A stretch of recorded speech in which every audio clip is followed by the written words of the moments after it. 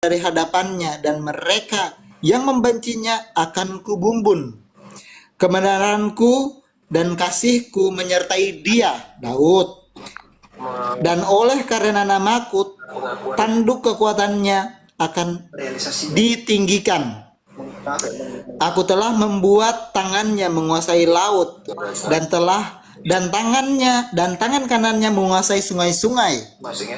Dia akan memanggilku, engkaulah Bapakku, Allahku, gunung batu keselamatanku.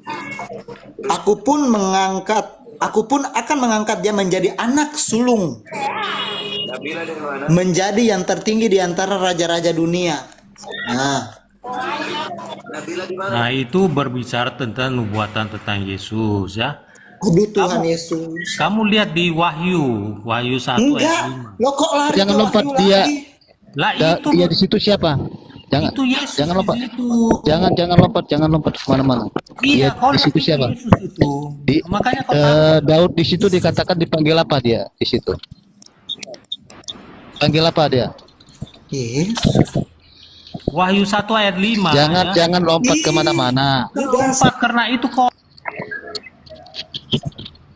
Dia yang dipanggil anak sulung itu siapa? Dia itu siapa? Itu berbicara tentang Yesus ya, yang Yudas, judul perikop Mazmur 89 ini apa, Yudas? Kau tahu itu tidak? nubuatan tentang Yesus. Enggak. Makanya Enggak bicara nubuatan pula. Judul nah perikop. ini makanya kalian asal nafsir ya. Tahu yang asal nafsir. Aku tanya judul perikopnya apa? Judul perikopnya aku tanya. Kita dikasih ayat dia di situ siapa? Kan? Dia di situ siapa? Coba jawab dulu. Jedor. Dia di situ siapa? Dia di situ siapa? Udah jualan cilok lah kamu, makanya udah jualan cilok dulu kamu sana di bawah. Ya jedor kan? Lari kemana-mana lagi, gak mau jawab. Dia di situ siapa? Selesai dia. Yudas. Di situ judul Mas KO, kau bilang KO, judul Mazmur, judulnya di sini apa, Yudas? Tolong Yudas, judulnya di mana? Ada Kak Yuli, ada Kak Yuli Daud. Ada Kak Yuli silakan naik Kak Yuli. Ada Cynthia di sini Kak Yuli. Oh. Kak Yuli. Yudas, judul perikopnya di sini, di manakah kasih setia Tuhan kepada Daud? Iya kan? Daud. Kok kau lari ke Wahyu? Jangan lari ke Wahyu, Yudas. Itu ada Kak Yuli. Saya sapa dulu ya, Pio. Oke, Kak Yuli, nanti kita diskusi aja di sini Kak Yuli. Ini teman-temannya Cynthia baik-baik kok. Ada Om Elang, ada Pio, ada Amadea, ini baik-baik Kak Yuli. Main-main ke sini ya Kak Yuli ya.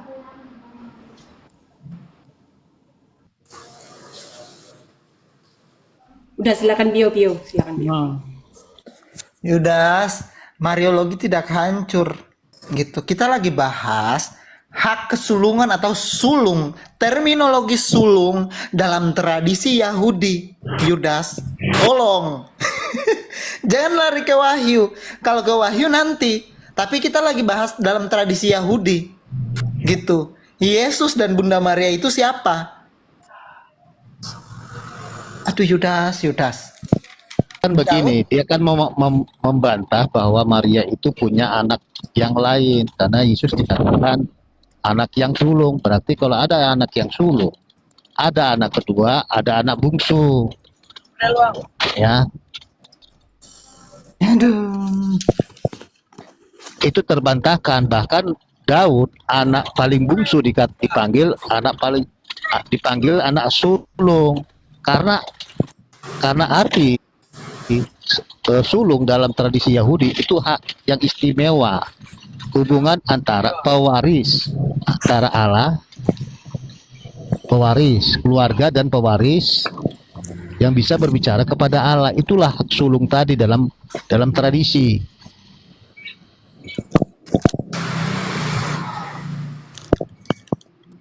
Om Elang, Kenapa kok Om Elang nggak mau langsung ngomong aja itu Om? Kalau Maria itu tabut perjanjian baru, langsung aja disinkronin perjanjian lama sama perjanjian baru kan? Yang di Samuel 2 Samuel 6 terus disambungin langsung ke Lukas 1, itu kan semuanya sinkron Om. Enggak, Terus 2 dia Samuel juga. bentar. Dia bahas bahwa Maria punya anak yang lain. Itu berbicara tentang Maria tidak bernoda. Maria itu kudus. Kalau bahas tabut perjanjian, Maria itu tabut perjanjian baru. Artinya Maria itu adalah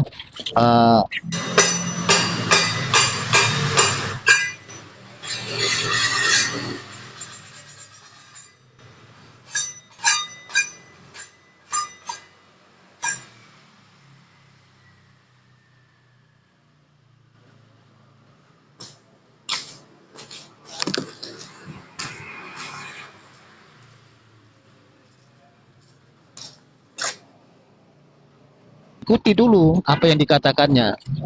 Kalau dia bahas Maria berdosa, ya kita bawa itu tabut perjanjian baru. Begitu, Kak Cynthia. 1 Samuel berapa tadi Paman Elang? Paman Elang, Yang mana Pio? 1 Samuel berapa nih? 1 Samuel 17 ayat 14. Itu tentang bicara Daud itu anak paling bungsu. Tetapi dipanggil Allah dia anak yang sulung. Tadi dalam Mazmur 89 ayat 27. Secara fakta Daud itu anak bungsu dari anak orang tuanya Isa. Apa Allah dia memanggil anak yang sulung? Di dalam Mazmur 89 ayat 27 tadi. Nah, itu apa arti hak sulung itu? Dalam tradisi Yahudi itu hak pewaris keluarga dan juga hubungan istimewa kepada Allah. Itu artinya. Jadi dalam tradisi Yahudi, anak sulung itu tidak terkait dengan mau dia anak pertama ke kedua ke ketiga keempat ke sampai ke 8, tidak terkait itu. Begitu. Aduh, kok kayak mana ini Ya, Yudas? di perjanjian lama kan hak kesulungan itu kan juga bisa diambil kan, kayak yang Esau sama Yakub kan ya, kalau nggak salah. Iya. Yang menerima hak kesulungan di situ siapa? Nah, Yakub kan. makanya. Padahal Yakub anak Bukan Esau. adik-adiknya Esau. Iya, betul. Pak, kenapa Israel itu dikatakan dia dipanggil Allah itu anak sulung? Coba baca dulu Keluaran 4 ayat 22. Keluaran 4 ayat 22. Keluaran 4 ayat 22. Keluaran 4 ayat 22. Maka engkau harus berkata kepada Fir'aun, beginilah firman Tuhan, Israel ialah anakku, anakku yang sulung.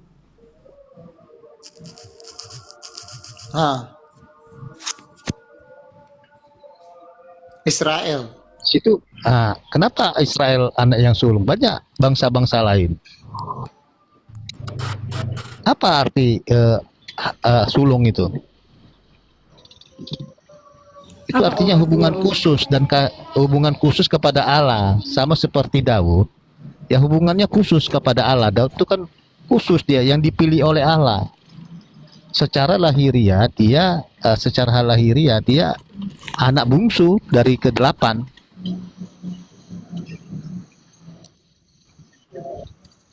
Nah, seperti itu. Yesus juga dipanggil anak sulung. Artinya hubungannya Yesus itu hubungan Yesus dengan Bapa. Bukan berarti di situ Yesus punya adik kandung, bukan.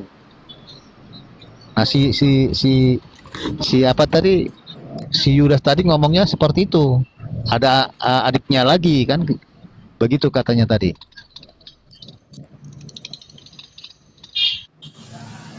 Nekat yang nyata itu namanya.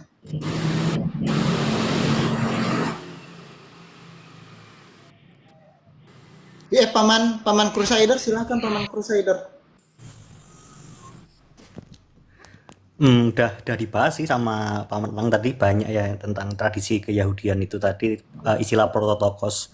Mungkin cuma nambahin dikit, biasanya kan mungkin tadi Judas juga nggak ngangkat sih ini, cuma biasanya mereka juga akan melemparkan argumen bahwa penggunaan kata prototokos di situ seharusnya diganti dengan monogenes, misalnya Maria hanya memiliki anak tunggal, hanya memiliki anak Yesus itu. Nah itu biasanya beberapa Protestan tuh sering menuduh seperti itu. Jadi kalau memang itu Maria tidak punya anak lagi, seharusnya kan yang digunakan di Lukas 2 ayat 7 itu kata yang digunakan bukan prototokos tapi monogenes. Nah nanti mungkin kita antisipasinya penggunaan kata monogenes ini kita harus hati-hati ya, karena konteks itu penting kan. Nah di sini kalau kita monogenes itu maksudnya anak tunggal ya, bibit yang tunggal, genes mono satu, genes seed ya, bibit gitu kan. Nah tapi kita bisa meresponnya dengan cara melihat konteks gitu, karena penggunaan kata monogenes di Perjanjian Baru seringkali itu digunakan untuk relasi Yesus dengan Allah Bapa, seperti di Injil Yohanes 1 itu kan penggunaan kata Yohanes 1 ayat 18 itu penggunaan monogenes theos gitu kan. Nah, monogenes huios itu berarti relasi Yesus sebagai firman dengan Allah Bapa gitu. Nah, itu penggunaan monogenesnya itu konteksnya di situ, bukan untuk kelahiran secara biologis ya dari Maria gitu. Nah, makanya mereka sering mensalahgunakan penggunaan kata-kata Yunani ini. Ini agak-agak teknis sih sebenarnya. Untungnya tadi ya si Yudas ini nggak ngangkat itu sebenarnya gitu. Tapi ya kita antisipasi aja, misal diargumentasikan oleh dia gitu. Karena penggunaan kata firstborn di situ atau prototokos di situ yang dimaksud memang seperti yang Paman sebutkan, bahwa itu merujuk ke tradisi Yahudi. Jadi yang dipersembahkan anak-anak yang istilahnya anak bisa dimaknai sebagai anak tunggal juga sebenarnya firstborn atau prototokos itu. Jadi agak kompleks ini topiknya sebenarnya. Cuman ya sederhananya gitu. Kita tidak bisa menyamakan prototokos dengan istilah bahwa dia punya anak lagi. Itu tidak bisa disimpulkan langsung kayak yang Yudas bilang tadi. Itu nggak sesederhana itulah gampangnya. Itu ya itu mungkin biar nggak terlalu panjang. Lanjut Paman. Itu aku belum mau masuk ke itu karena aku dengan Krai pun belum selesai di persoalan itu. Belum selesai kami di persoalan itu. Iya, sebenarnya gini sih Pio, aku lihat polemikus proti yang di room kamu ini rata-rata memang mereka itu ngambil argumen yang superficial sih, maksudnya yang tipis-tipis hanya di kulit aja gitu loh. Tapi kalau Iya, mau main, masalahnya yang bahasannya dalam-dalam itu nggak mau naik ke sini, nggak tahu kenapa itu. iya, kalau mau agak-agak seru ya sebenarnya kita main ke original text sih, kita bahas tentang leksikon dan sebagainya itu lebih menantang sebenarnya. Karena Mariologi itu kebanyakan mainnya di situ gitu. Kayak kita bahas Lukas 1 ayat 28 misalnya, kita bahas tentang Hecharitomene itu kan. Nah, itu kita bagaimana penggunaan Hecharitomene di Perjanjian Baru itu kita bahas seru tuh. Kan pasti mereka ngelempar argumen, oh ini di Efesus 1 ayat 6 penggunaan Hecharitosen itu juga sama gitu kan. Atau di Kisah Para Rasul berapa ya, aku lupa, 8 ayat 7 kalau nggak salah, di mana Santo Stefanus itu juga menggunakan Peres Carito yang dibahas Romo Cafe kemarin. Nah, itu duelnya di situ tuh seru tuh. Nah, itu kita bahas pakai gramatikal Yunani gitu kan. Atau kita pakai, kalau kita mau angkat topik Maria sebagai Hawa yang baru, nah, penggunaan kata gunaikos di Galatia 4 ayat 4 oleh Paulus itu juga kita bisa perdebatkan tuh, apakah itu merujuk tipologi Hawa di Kejadian yang dipakai kata yang dipakai Paulus. Nah itu bisa gitu. Tapi kan nggak ada yang gitu. Kalaupun aku pura-pura jadi Protestan ya bisa sih. Maksudnya kalian yang menanggapi nanti gitu kan. Jadi lebih seru gitu loh diskusinya. Tapi nggak ada. Maksudnya nggak ada Protestan yang menantang gitu. Jadi ya gimana ya, malas gitu kadang lihat cuma itu aja. Coba nanti saya undang Kak Yuli di sini Om. Kak Yuli itu Kak kan Yuli itu, followernya juga udah banyak sekali dia. Kak Yuli itu Dia Katolik atau Proti ya? Dia Proti dia. Oh Proti. Gunaitika sama Pio tahu ya Kak Yuli ya? Spermatikos apakah? Lupa lagi aku. Belum selesai. Spermatikos itu ini itu dipakai di Galatia 1 ayat 3 kalau nggak salah. Roma 1 ayat 3 itu spermatikos itu kan. Itu relevansinya dengan yaitu yang dilahirkan dari rahim Maria itu kan. Yesus Kristus maksudnya merujuknya gitu. Tapi itu agak teknis sih sebenarnya. Jadi kalau lewat TikTok gini doang sih memang agak susah gitu loh. Apalagi kalau audiensnya kan awam kan, dimana mereka nggak terlalu fasih Yunani koine gitu. Tapi sebenarnya kalau kita mau ke perdebatan di era Bapak Gereja ya, di era Bapak Gereja itu kan mereka menganggap kayak Yunani koine sebenarnya kan ketika mendebatkan hal ini. Jadi relevansinya itu ketika kita lihat dari konteks waktu Bapak Gereja menafsir ini gitu loh. Jadi harus ke original teks memang. Ya, kalau kita pakai LAI itu hopeless karena LAI ada bias Protestan banget, banyak di situ. Kalau kita murni dari LAI nggak akan nemu ininya makna teologis Katoliknya karena mereka terlalu banyak bias Protestannya gitu loh. Susah. Kayak Maria aja dianggap bertunangan padahal kan itu sebenarnya kan legal marriage ya, itu sudah ketika sama Yosef tuh dia sudah legal marriage, hanya belum satu rumah aja kan. Tapi diterjemahkannya bertunangan. Jadi kan ada bias modern gitu loh. Istilah modern tunangan di modern yang dimasukkan ke Alkitab padahal pada zaman itu padahal orang Yahudi menganggap mereka sudah menikah gitu loh. Nah, itu kan jadi kontroversi gitu. Kalau ke original teks kan nggak ada keambiguan itu.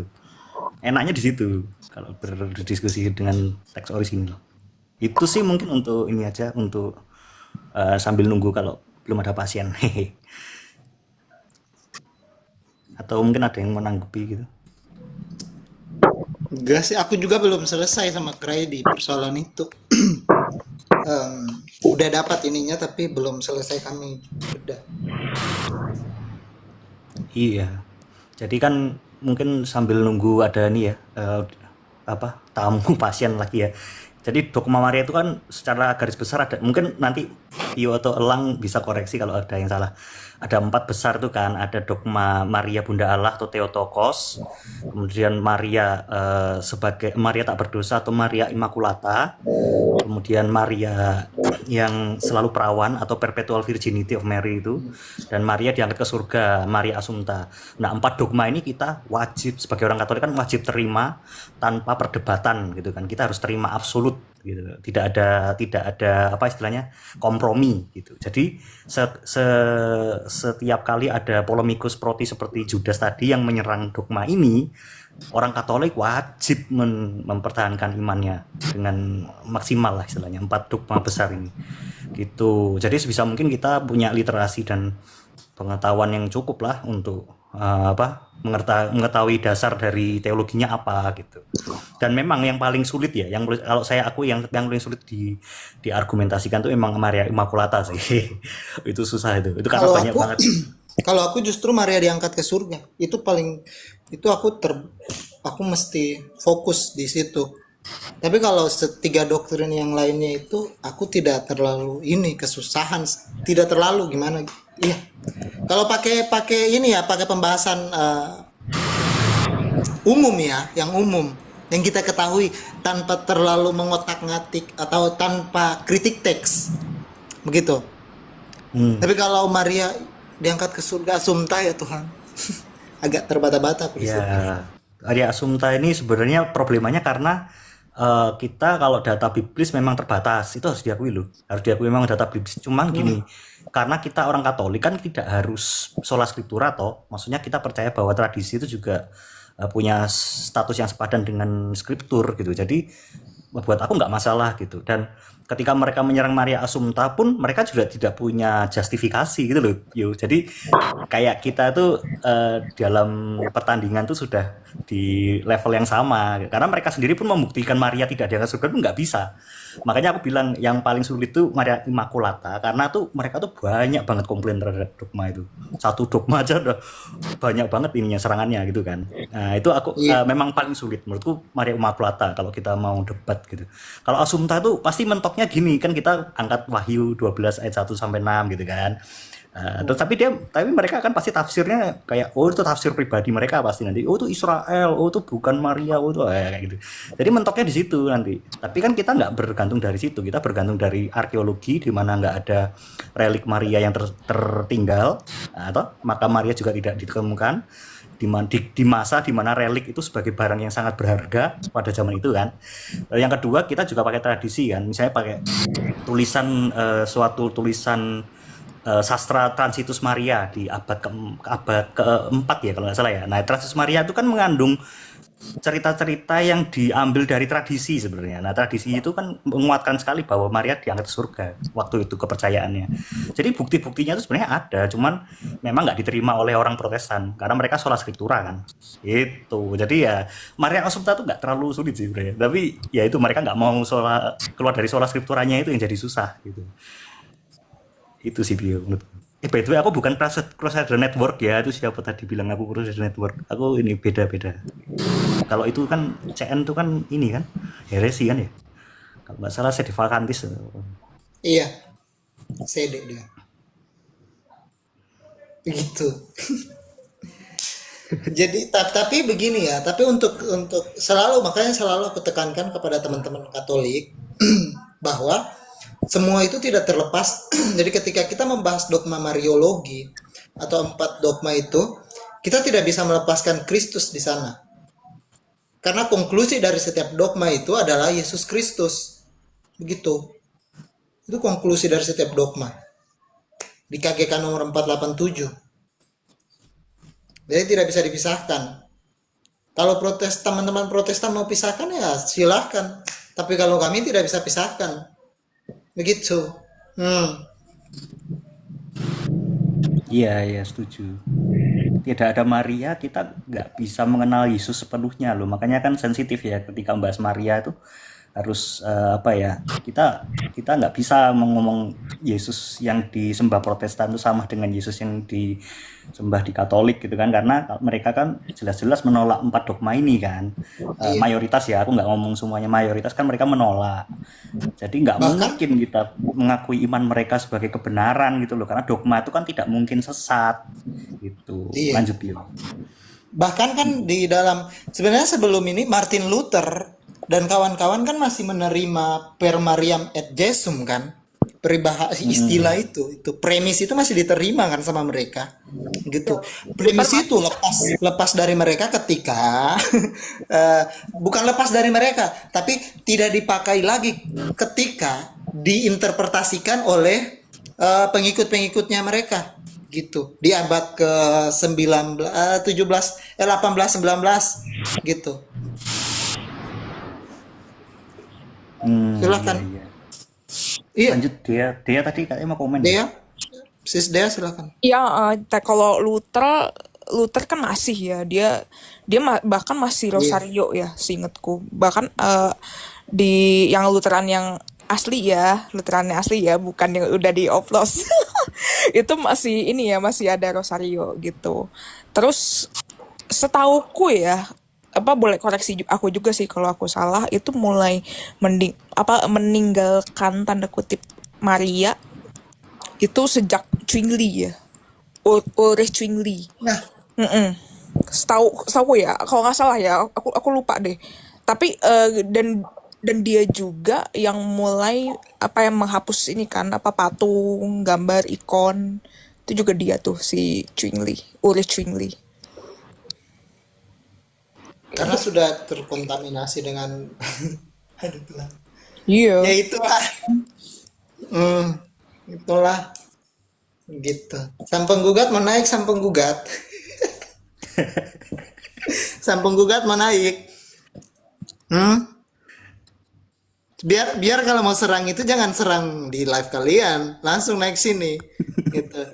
Karena kalau aku ke sana juga, kalian gak akan berikan aku waktu untuk berbicara. Begitu. Percuma juga dia naik, Paman. Dia kan udah pakai rok di roomku itu. Iya, karena aku naik 1 kali di sana langsung diturunkan. Aku naik beberapa kali ke sana, aku masuk aja langsung dibisukan komentarku. Tuh. Apa kepencet tadi sang penggugat? Aduh, dia udah keluar dia. Aduh, Tuhan, Tuhan. Naik bang di sini, sang penggugat Hah? pernah naik di sini. Nggak pernah kayaknya. Nggak pernah dia naik sini. Oh Dia berarti selalu membahas aku itu sama Mina itu di roomnya. Hai. Jadi materinya itu bukan soal pengajaran tapi soal aku dan Mina. Hai, gibah dong itu namanya. Iya itu. Kan kayak aduh Tuhan, Protestan. Kapan kalian berakal? Gitu. Ya silakan teman-teman Protestan. Teman-teman Protestan yang pengen naik, yang mau ya Yang berani cuma Yudas ya, sering naik kan dia. iya yang berani cuman Yudas dan sering dijadikan pedagang cilok cuman Yudas. Sama paman elang. Gitu. Iya Yudas, tapi Yudas juga nggak ada hal baru juga kan, yang dibahas itu terus kan, dan udah dijawab berkali-kali juga sebenarnya, udah dibantah semua dia itu. Iya udah sering kok argumen di situ-situ aja. Mm-mm. Kasihan juga sih. Gitu. Tapi ngomong-ngomong, si Hop pernah kesini nggak? Hope namanya Hope. Tidak berani naik, cuman beberapa kali yang di bawah. Pusing aku dengerin dia ngomong. Kenapa dia? Ya kan selalu naik di roomnya. Siapa? Roomnya siapa? Dia muter dari ujung ke ujung, muter lagi balik lagi ke titik awal. Sumpah pusing, stres aku dengernya. Di room siapa? Penyair. Walah, itu room lembut juga, bukan lembut tapi kayak mana ya? Ya itulah, Kak, gini, kita tiap room kan kita beda-beda kan. Nah, Paman Elang banyak melahirkan penjual cilok, ya kan? Apa ya? Kalau di aku, ya itulah penghuni neraka banyak ku lahirkan dari sini, gitu. banyak bidat yang lahir dari sini, gitu. Banyak yang dicap bidat, gitu kan. Ya beda-beda lah kita, ya kan. Harusnya bikin top 10 Pio, top 10 Kenapa? top 10 bidat, harusnya bikin top 10 bidat Pio list gitu kan. Misalnya kayak Tanimbar nih mengajarkan 3 kodrat Allah gitu kan. Terus apa lagi ya? Pokoknya yang best playlistnya gitu. Mereka kan aneh-aneh gitu kan kadang. Iya. Apa aneh-aneh gitu. Ada lagi kayak dulu tuh yang kayak Nabi Luga gitu, apa gitu. Nah, Nabi Luga perawatnya ada di atas itu. Kasintil perawatnya Nabi Luga. Titanium itu, wah itu gila-gilaan tuh. Parah. Oh itu teman saya itu. Mereka itu sebenarnya baik cuman belum terbukakan aja mata batinnya. Nekat yang nyata ini, kata Paman Elang. Beneran nggak baik. Yang nggak baik itu cuman yang Troy itu loh. Yang lainnya baik kok. Siapa? Yang lainnya baik-baik. Yang nggak baik cuman yang Troy itu loh Om. Iya ngomongnya kasar sekali itu. Kalau yang lain itu enggak kok. Oh iya. Ebot tuh ya lucu ya. Nah, Ebot. Raspane itu ya lucu. Aku ngakak sampai perutku sakit tuh Raspane. Pasiennya Bang Pio itu. Lucu tapi sekali kugas. Itu lucu banget sih itu. Sekali kugas aku masa Kalau yang pasiennya Om Elang itu yang namanya jalan lurus itu loh Pio. Hah? Yang pasiennya Om Elang yang namanya jalan lurus. Dia kan, oh iya, itu lagi satu itu.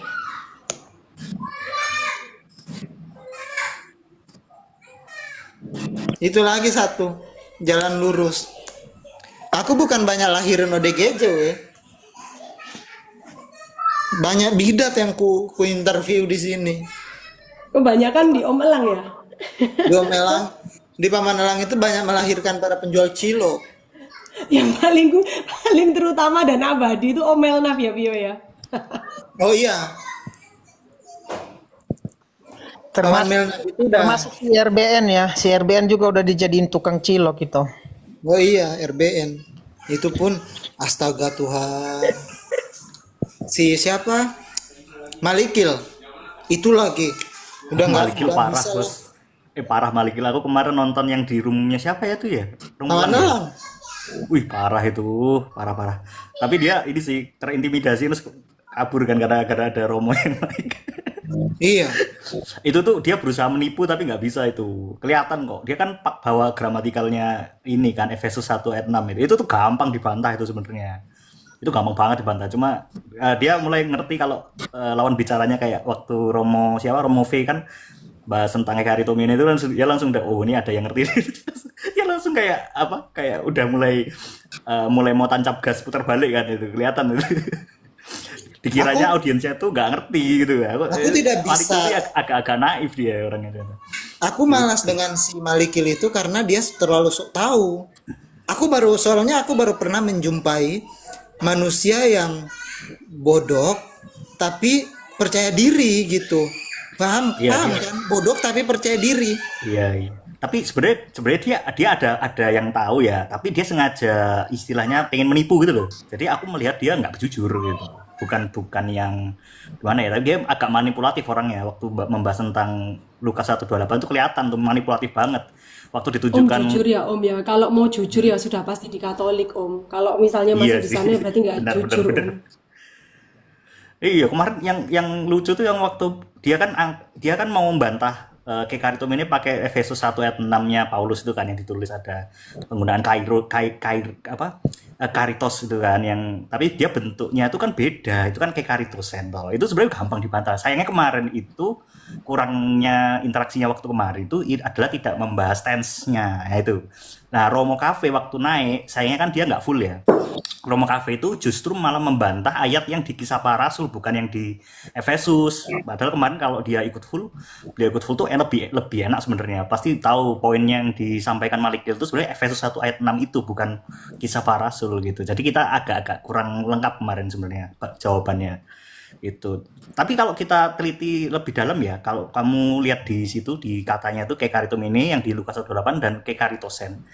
Itu memang kalau kamu pakai argumen oh itu kata apa karitonya itu sama gitu. Iya memang benar. Tapi pengguna yang berbeda adalah namanya tensesnya itu verbnya dalam kalau di kekaritos itu namanya aorist indikatif aktif. Kalau di kekaritum itu pas perfect participle. Nah, itu dalam gramatikal Yunani itu penggunaannya berbeda. Kalau yang Efesus 1 ayat 6 itu penggunanya untuk screenshot aja saat itu aja. Jadi kasih karunia yang diberikan hanya saat itu saja. Jadi sifatnya sementara gitu loh. Beda kalau kekaritum ini tuh kasih karunia yang diberikan sejak awal dan masih berlangsung sampai saat ini dan permanen sampai kapanpun. Nah, itu yang bedanya di situ sebenarnya. Itu gampang banget sebenarnya untuk bantah itu. Tapi kalau ada teksnya lebih enak itu. Nah, itu Malikil sebenarnya udah ngerti kan arahnya kalau masuk lebih dalam dia pasti terbantah kan. Jadi kemarin strategi dia kabur tuh bener sih daripada dia mempermalukan diri sendiri kan gitu. Karena tahu kalau sudah mulai ada Romo, ada beberapa yang lain juga kan yang naik itu kan udah dia terintimidasi kelihatan kok. Gitu. Sang penggugat Kristen teologi mondar mandir terus. Kenapa nggak naik aja? Iya. Mumpung topiknya kan favorit mereka nih Mariologi nih yang paling mereka ini kan sering itu. Aku pernah loh dijambak di roomnya sang penggugat terus ditanya-tanya soal Maria gitu ya, bukan sang penggugat sih yang ngomong, cuma kayak kok orang gue dijambak gitu kan. Terus begitu aku ngaku aku Katolik tuh langsung diserang di Maria lah apalah. Pio, kau naik sini sampai penggugat. Naik Ngapain sini. di room dia? Oh ini ada ruang kosong. Ngapain ke rumah? Di sini aja yang lain janji di Ya, kita janji ya, janji kita Mereka diam. Kau sama aku. Iya. ya. Kita semua diam. Diam Kita semua diam janji. Ayo, Jangan ada yang Naik sini. Naik sini. Karena kalau di sana nanti kalian turunin aku. Kalian gak akan berikan aku waktu untuk bicara. Naikin aja Pio, dia private itu nggak bisa dinaikin. Dia private, nggak bisa dinaikin. Naiklah. Aku takut. Sejak kapan aku takut? Oh, takut sama kau. Sini, naik. Naik. Coba. Aku yang ngatur waktu nanti ya. Kita kasih Sini, 55. naik. Sang penggugat sini naik. Aduh.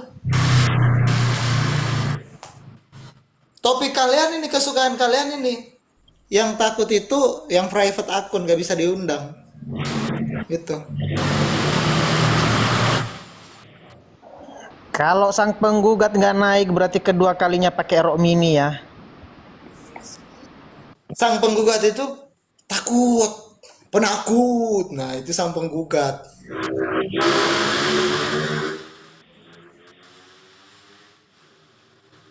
Naiklah sang penggugat, kok takut? Naiklah.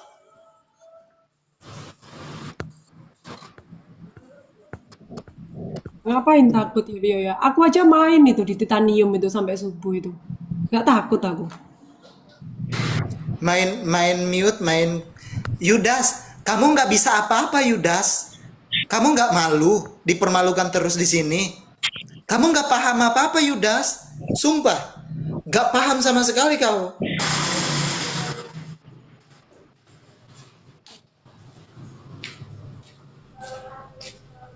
Is, kok ngeri kau Yudas. Kau nggak paham apa, kau yang buta huruf kok kau bilang pula kami. Salah antum. Antum salah. Naiklah. Nah, tunjukkan kalau kau paham Yudas. Naik sini, naik. Tunjukkan. Kau paling paham.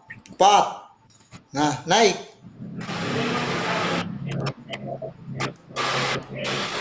Ayo Pio ke rumah. Ngapain ke rumah?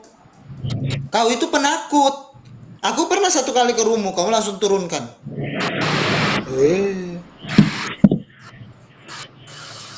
Main ya karena kamu nggak bisa apa-apa, kamu lari ke Wahyu, loh. Ini naik, coba naik. Kamu nggak bisa apa-apa Yudas. Atau dua-duanya tuh bang, sang penggugat. Iya, sang penggugat. Sang penggugat sama Bro Judas tuh. Sang Ya penggugat. itu kan enak berkawan mereka. Kita yang lain diem lah. Kamu sama itu penggugat aja yang ngomong. Nah, silakan Yudas. Iya, kami semua diem. Silakan Yudas.